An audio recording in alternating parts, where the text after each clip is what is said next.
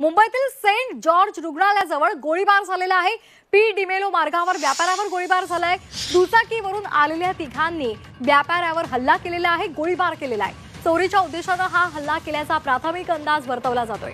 आताची महत्त्वाची बातमी आपण पाहतोय, मुंबईतील सेंट जॉर्ज रुग्णालयाजवळ गोळीबार झालाय।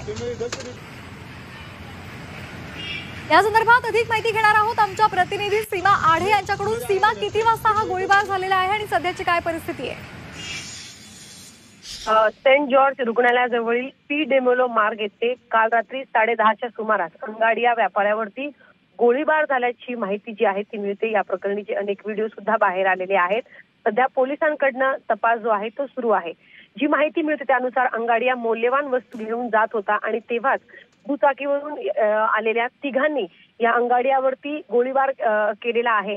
म्हणजे या आरोपींना आधीपासूनच माहिती होतं की हा अंगाडिया मौल्यवान वस्तू घेऊन जाणार आहे आणि आधीपासूनच कुठेतरी रेकी केली गेली होती आणि त्या उद्देशाने म्हणजे चोरीच्या उद्देशानेच या तिघांनी अंगाडियावरती गोळीबार केल्याचं म्हटलं जाते। या गोळीबारामध्ये अंगाडिया जखमी झाला असून त्यांच्यावरती सध्या रुग्णालयामध्ये सेफ रुग्णालयामध्ये उपचार सुरू असल्याची माहिती जी आहे ती मिळते।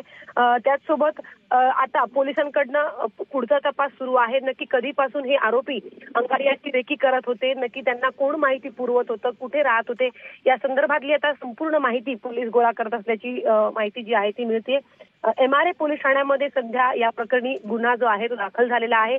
काल रात्री 10:30च्या सुमारास ही घटना घडलेली आहे।